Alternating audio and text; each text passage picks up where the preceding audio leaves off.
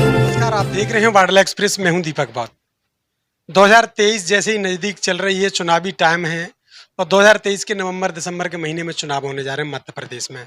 मध्य प्रदेश में खासा राजनीतिक पार्टियों की बिसात बिछाई जा रही हैं।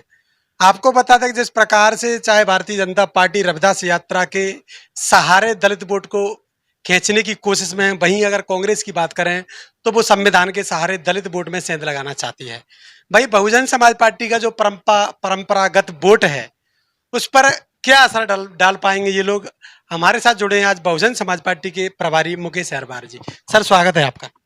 थैंक यू दीपक भाई जी सर, किस प्रकार से बहुजन समाज पार्टी 2023 के चुनाव में किन मुद्दों को लेकर आगे बढ़ना चाह रही है?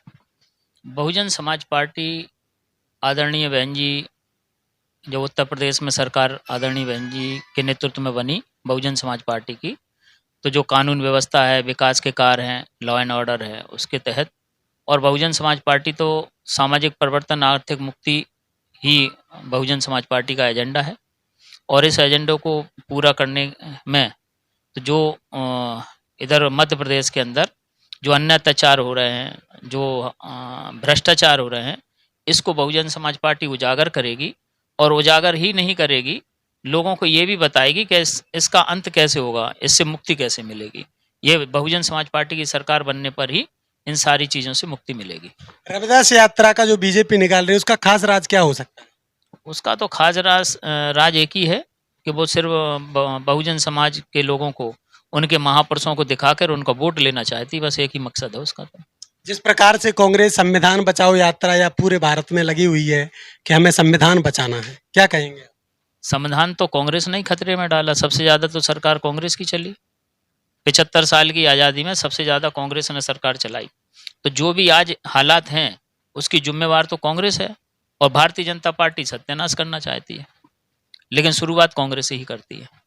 तो 2023 के चुनाव में मुख्य मुद्दा इन लोगों के बीच में जिस प्रकार से कांग्रेस ने पिछली बार दलित वोट में जो 2 अप्रैल के केसों को लेकर सेंध लगाई थी, आप लोग किसको रोक पाएंगे? आप देखो, हम तो अपने लोगों को ये जानकारी देंगे और ये उजागर करेंगे कि बहुजन समाज पार्टी के 2 विधायक 2018 में मध्य प्रदेश में बने थे। तो बहुजन समाज पार्टी ने हमेशा सांप्रदायिक शक्तियों को रोकने के लिए और आदरणीय बहन जी ने हमेशा बगैर शर्त के समर्थन दिया। मध्य प्रदेश में भी कांग्रेस की सरकार बनी थी, तो हमने कांग्रेस की सरकार को, बीजेपी को रोकने के लिए 2 विधायकों का समर्थन देके कांग्रेस की सरकार बनवाई थी। और हमारा मकसद था कि भाई 2 अप्रैल की घटना में जो मुकदमे लिखे गए हैं और जो लोगों की हत्या हुई थी उनको न्याय मिले, लेकिन कांग्रेस ने न्याय नहीं किया। वो तो हमेशा वादा खिलाफी करते हैं। ये लोग झूठे वादे, खोखले नारे देकर हम लोगों को शिकार बनाते हैं, और यही काम कांग्रेस ने किया। लेकिन 2 विधायक देकर हमने तो सरकार बनाई कांग्रेस की, लेकिन कांग्रेस के लोग ही, जो राजा महाराजा उनके साथ हैं कांग्रेस के, उन्हीं ने अलग हटके और बिक कर और कांग्रेस की सरकार गिराने का काम किया। अब बहन जी ने अंदर से समर्थन देने की बात कही है। अगर कांग्रेस, भारतीय जनता पार्टी दोनों में से कोई आती है तो क्या मंत्रिमंडल में शामिल होंगे आप? बहुजन समाज पार्टी ने अभी तक जो भी हमारे विधायक बनते थे, हम बगैर शर्त समर्थन देते थे। लेकिन अब हम सरकार में शामिल होकर और अब बगैर शर्त समर्थन नहीं देंगे, हम उसमें शामिल होने का काम करेंगे, जिससे कि हम अपने बहुजन समाज के लोगों की उनके लिए हम काम कर सकें। 9 अगस्त को विश्व आदिवासी दिवस पर जो आंदोलन होने जा रहा है, कार्यक्रम राजभवन को घेरने का, उस पर मुख्य रूप से क्या अपने रखा है कि इस प्रकार से अपन सरकार को घेरेंगे?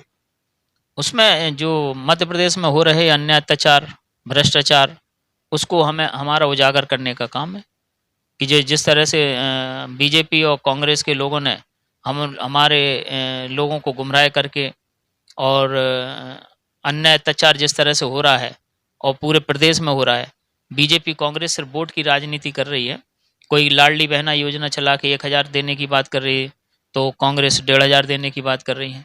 लेकिन बहुजन समाज पार्टी तो इनको ना तो बेरोजगारी भत्ता देगी, ना इस तरह की कोई अभियान चलाएंगी, लेकिन उनका रोजी रोटी का प्रबंध बहुजन समाज पार्टी की सरकार आने पर उनका किया जाएगा। चलिए, तो बहुजन समाज पार्टी इस बार बड़े मुद्दों को लेकर मैदान में कूदने वाली है। वहीं बहन जी ने जो घोषणा की है कि जिस प्रकार से मंत्रिमंडल में शामिल होने के लिए बहुजन समाज पार्टी का अगर एक भी विधायक बनता है तो शायद मंत्रिमंडल में शामिल होगा। तो देखते रहिए वाडला एक्सप्रेस। मैं हूं दीपक बौद्ध।